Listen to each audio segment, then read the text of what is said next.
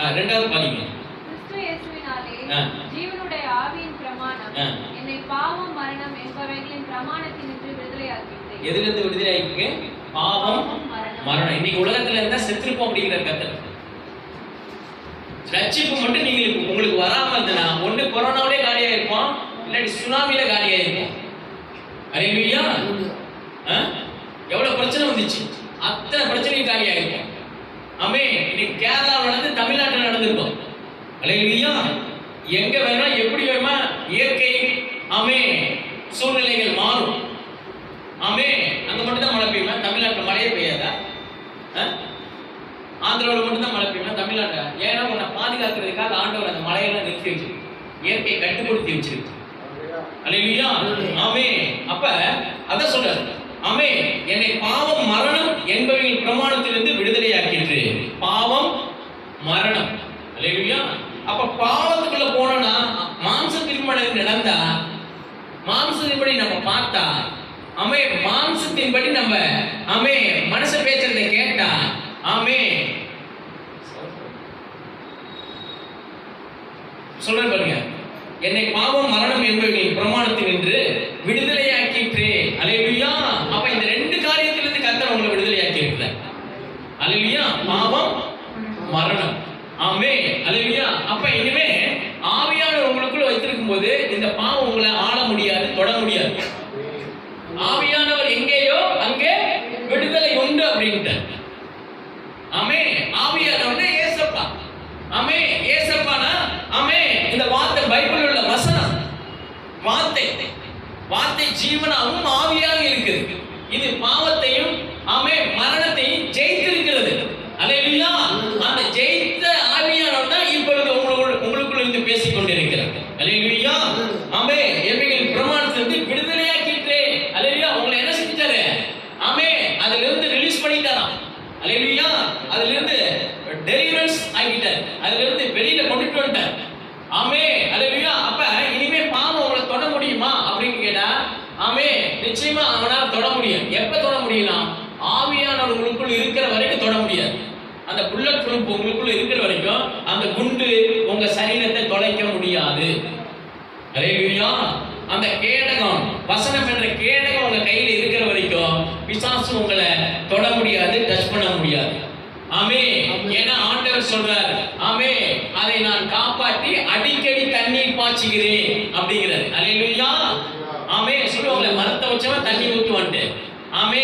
கர்த்தர் உங்களை இந்த உலகத்துல நாட்டி இருக்கிறார்னா, ஆமே உங்களுக்கு என்னென்ன தேவையோ ஆக உங்களுக்கு பாய்ச்சுவார், அடிக்கடி பாய்ச்சுவார்.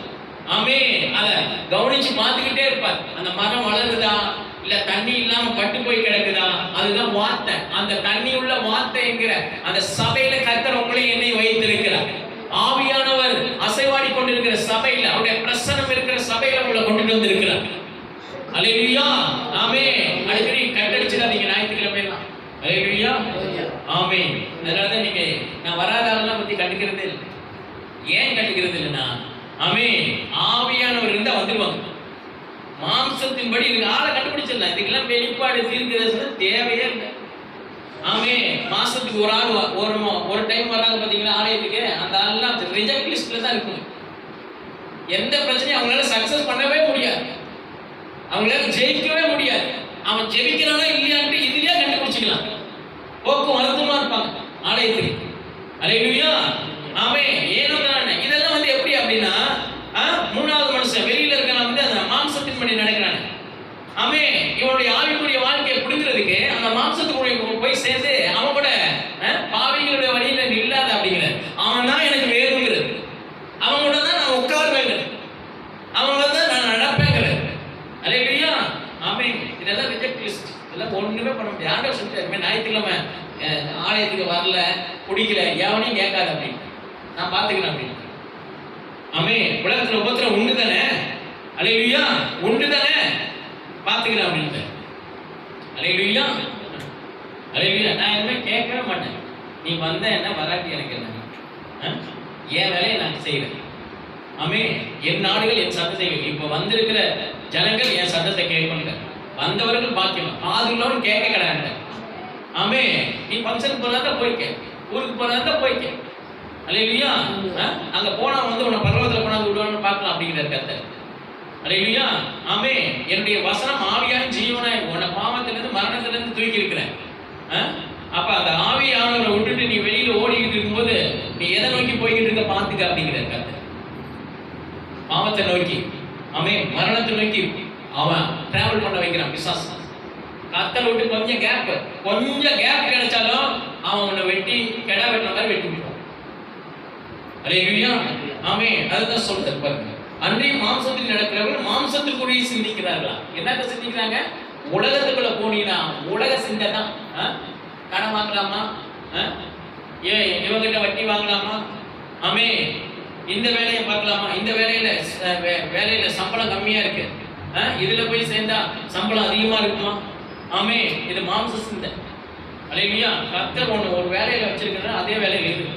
ஆண்டவருடைய ஜெபம் பண்ணிட்டு ஆவியானவர் வச்சு ஜெபம் பண்ண அவர் சொல்லுவார். ஆமே. இந்த வேலையில இருக்கணுமா இல்லையா, வெளியில போகணுமா அப்படின்ட்டு ஆவியானவர் உனக்கு ஆமே அந்த அந்த காரியங்களை போதிப்பான்.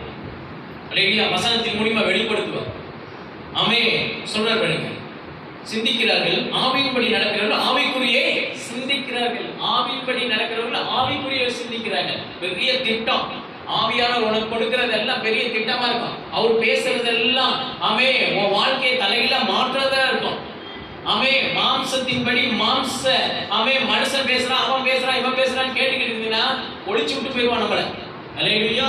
கர்த்தரை பிடிச்சினா மாத்துக்கலாம், கர்த்தரை தேடினா பிழைப்போன்ட்டார். அல்லேலூயா. அப்ப அதுலயே இருக்கு, அந்த வசனத்திலேயே இருக்கு. கர்த்தரை தேடினா பிழைப்போம், கேரள அப்படின்னா ஆமே ஒண்ணுலாம் பண்ணி விட்டு போயிடுவான். அப்படியே போக்குவரத்துமா கிறிஸ்தவனா இருந்துட்டு போய்கிட்டு இருக்க வேண்டியதான். அப்புறம் கடவுள்லாம் பார்க்கவே முடியாது. மாம்சத்துக்குள்ளேயே நடந்ததுன்னா பரலோகம் போகவும் முடியாது. அல்லேலூயா. ஆமே. ஆமே. அத சொல்றாரு. மாம்ச சிந்தை என்னதான்? மரணம். மாம்ச சிந்தை. என்ன சிந்தனை பண்ணிக்கிட்டு இருக்க? உலகத்தின் காரியம் குறித்து சிந்தனை பண்ணிக்கிட்டு இருந்தீங்கன்னா அது கொண்டு போய் உன்னை தள்ளி விட்டு போயிருக்கு. உயிரை எடுத்துட்டு போயிருங்க. மாம்ச சிந்தை மரணம்.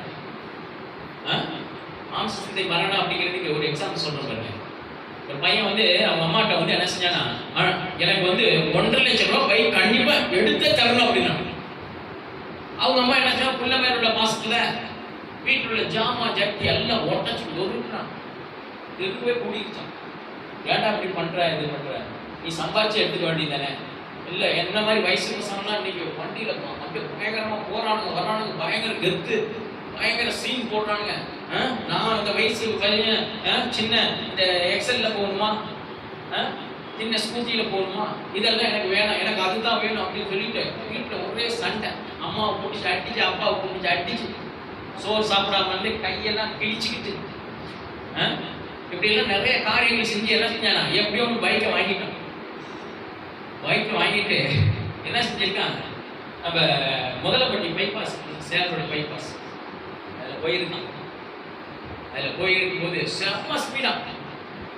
செம்ம ஸ்பீட் போயிட்டு அதை தாண்டி நேரம் புதன் சந்தை போயிட்டு அந்த இது இருக்கு பார்த்தீங்களா, என்னமோ ஊருக்கு சொல்லுவாங்க, புதன் சந்தை தாண்டி 2 ஊருக்கு கழிச்சு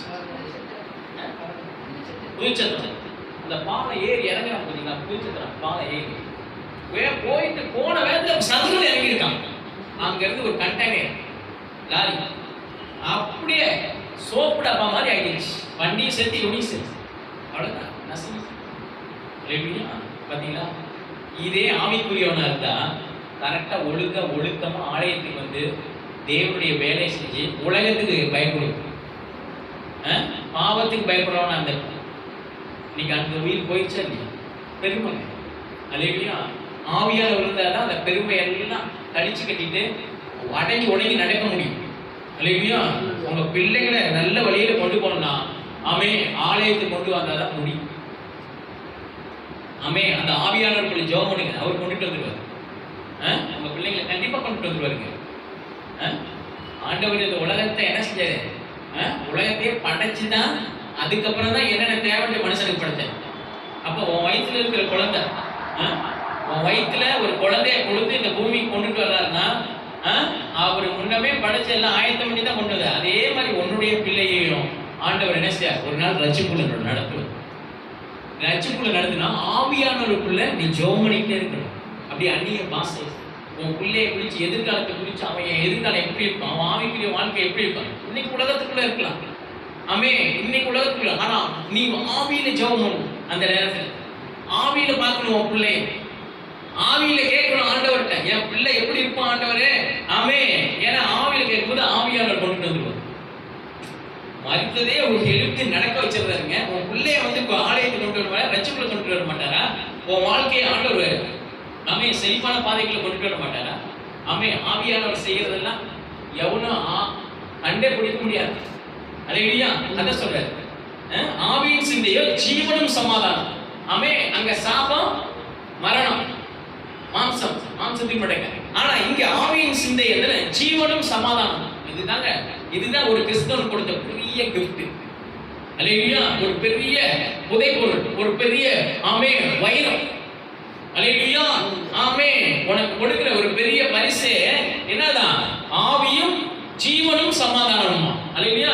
இன்னைக்கு உலகத்துல ஆமே அநேக பிள்ளைகள் இன்னைக்கு பாடுபட்டு கொண்டிருக்க காரணம் அந்த சமாதானம் இல்லாதனாலதான்.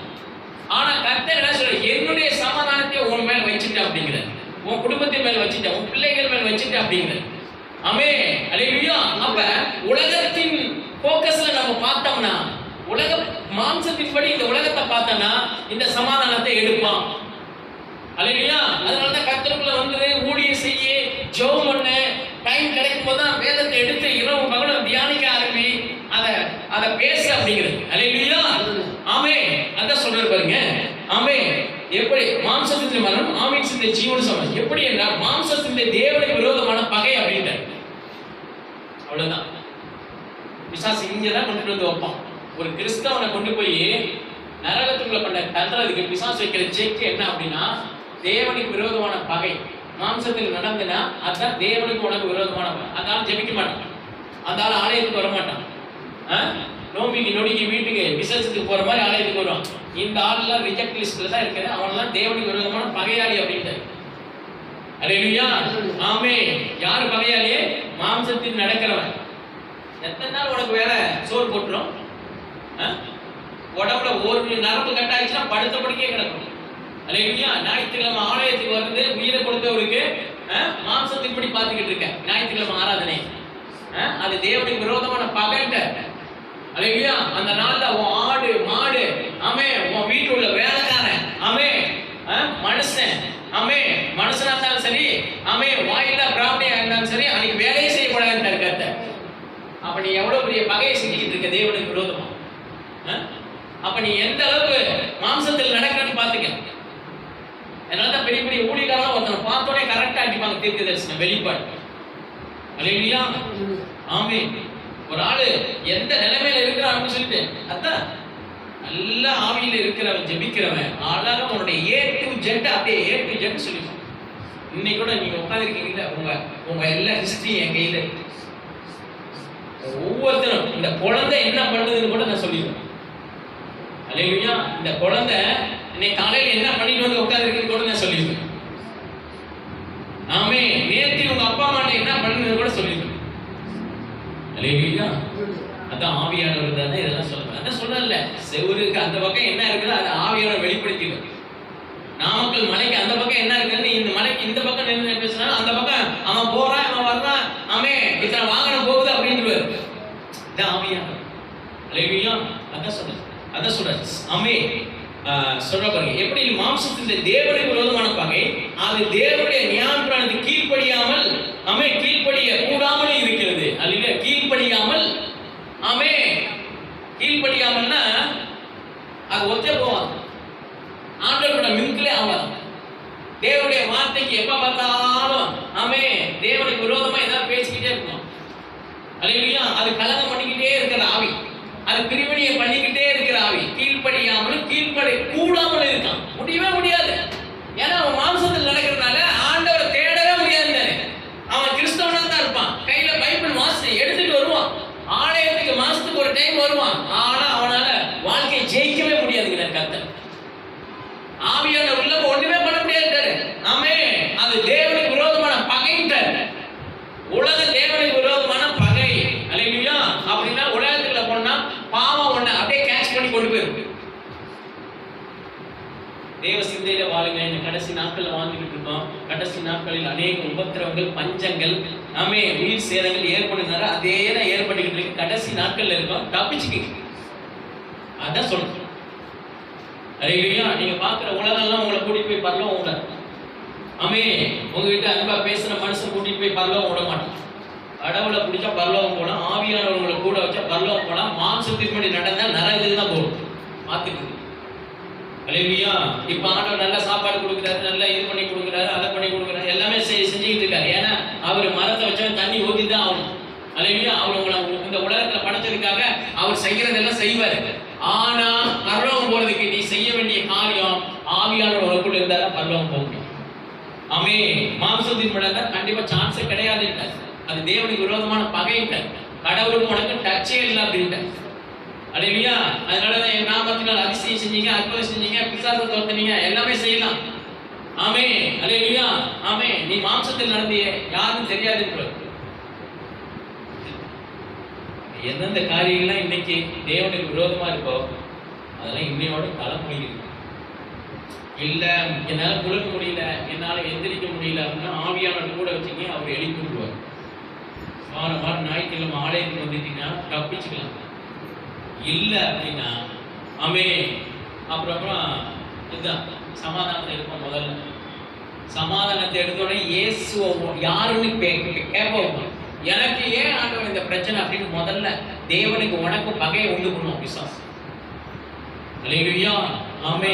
அப்ப எந்த பாவம் நம்மளை ஆண்டு கொண்டு இருக்கோ அந்த பாவத்தை துரத்துறதுக்கு தான் ஆவியானவரை கொண்டு வந்து உள்ளார வச்சுட்டு அவன் வெளியில போயிடுவான். அல்லேலூயா. நிறைய காரியங்கள் இருக்குங்க, விளக்கம் கொடுத்துக்கிட்டே போலாம், நிறைய பேசிக்கிட்டே போலாம். ஆனா இந்த பாவத்தை ஆவியின்படி நடக்கிறவர்களுக்கு ஆக்கினை தீர்ப்பு இல்லைன்ட்டு பரலோகன்ட்ட. ஆவியின்படி நடந்தினா ஆக்கினை தீர்ப்பு இல்லைன்ட்ட. அல்லேலூயா. வசனத்துபடி நடந்தினா பரலோகம் அப்படிங்கிற சிம்பிளா சொல்றாரு. இந்த வார்த்தை தான் ஒண்ணு, இந்த வார்த்தை தான் ஜட்ஜ்மெண்ட் பண்ணும். இந்த வார்த்தை தான் நீ பாவத்துக்குள்ள போகும்போது உன் மனசாட்சி குத்தும். தம்பி இது வேணாம் தம்பி, இந்த வழியில போனீங்கன்னா ஒண்ணுமில்லாம போயிடுவேன் அப்படின்ட்டு அந்த குற்ற மனசாட்சி அல்லேலூயா நம்ம இருதயம் குத்தும். அதுக்கு ஆண்டவர் சொல்றாரு, நன்மையும் தீமையும் உனக்கு முன்னாடியே வச்சுட்டேன், ஏதோ எடுத்துக்க. உலகமா ஓ நான் ரசிக்கப்பட்டுட்டேன், அபிஷேகம் கொடுத்துட்டேன், உன்னை நான் தேர்ந்தெடுத்துட்டேன், என் புள்ள அப்படின்னு சொல்லிட்டு ஆண்டவர் சவுக்கு எடுத்து இழுத்து அடிச்சுலாம் உன்னை கொண்டுட்டு வர மாட்டேன். போறியா போ, நன்மையும் தீமையும் உனக்கு முன்னாடி வச்சிருக்கேன் அப்படிங்கிற. நான் வேணுமா உலகம் வேணுமா, ஆவியா மாம்சமா, எதில் நடக்குது நடந்துக்க அப்படிங்கிறது. அல்லேலூயா. பரிசுத்தம் உள்ளவன் இன்னும் பரிசுத்தமான், பாவம் செய்யறவன் இன்னும் பாவம் செய்யட்டும் அப்படிங்கிறது. அப்படின்னா என்னது? பரிசுத்தம் இன்னும் பரிசுத்தம்னா ஆவியானவரை வச்சு அவங்க பெரிய ஆள் ஆயிடுவான். இவன் என்ன செய்வான்? பிசாசை வச்சு இவன் பெரிய ஆள் ஆகிட்டே இருப்பான். நரகத்துக்கு போறதுக்கு, இவன் பரலோகத்துக்கு போறதுக்கு ட்ரை பண்ணிட்டு இருப்பான். எது வேணும்னு இன்னைக்கு டிசைட் பண்ணிக்கங்க அப்படிங்கிறது. உலகமும் அது நிச்சயம் முடிஞ்சு போயிருந்தாரு.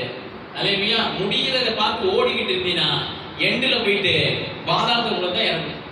அல்லேலூயா. உலகமும் அது இச்சு. அல்லேலூயா. பாருங்க, இதெல்லாம் தேவனுக்கு விரோதமான பகை. இப்ப ஏதாவது பகை உங்களுக்குள்ள இருக்கா? கடவுளுக்கு உங்களுக்கு பகை இருக்கா? பாவம் இருந்தா தான் பகை. பிசாசு மாம்சத்தின்படி நடந்தீங்கன்னா தான் பகை அப்படிங்கிற. உலகம் தான் பகை அப்படிங்கிறது. அல்லேலூயா. சொல்ற பாருங்க, அது தேவனுடைய நியாய பிரமாணத்துக்கும் கீழ்ப்படியாமல் கீழ்ப்பட கூடாமல் இருக்குது. மாம்சத்துக்கு உட்பட்டவர்கள் தேவனுக்கு பிரியமா இருக்க மாட்டார்கள். அதான் சொன்னல, மாம்சத்துக்கு உட்பட்டவர்கள் தேவனுக்கு பிரியமா இருக்க மாட்டார்கள். அவனுக்கு என்ன தெரியுமா? மாம்ச சிந்தையில ஓடும். இன்னைக்கு போனா சொந்த பக்கங்கள்லாம் பார்த்துடலாம். ஞாயிற்றுக்கிழமை தான் உலகத்துல எல்லா ஃபங்க்ஷனும் வைப்பாங்க. அன்னைக்கு தான் கூப்பிடுவானுங்க, அன்னைக்கு தான் பத்திரிக்கை வைப்பானுங்க. நீ வரலன்னா நான் கோச்சுக்குவேன் அப்படின்னு. நீ கோச்சுக்க. பரலோகத்தில் இருக்கிற என்ன பார்த்து கோச்சா நரகத்துக்கு தானே கிடக்கணும். அப்படிதானே? பரலோகத்தில் இருக்கிறவனை பார்த்து கோச்சாருன்னா எங்க கிடக்கணும்? நீ ஃபங்க்ஷனுக்கு போறோம்ல, போயிட்டாங்க பல்ல அடிச்சுட்டு ஒரு 10 பேர் 20 பேர், பரவாயில்லப்பா வந்துட்டப்பா, நான் இன்னைக்கு கோயிலுக்கு போயிருப்பேன்னு நினைச்சேனே. அவனே சொல்றான், உலக மனுஷன் சாட்சியா இருக்க, கோயிலுக்கு போயிருப்பேன்னு நினைச்சேனே. ஆனா எப்படிப்பா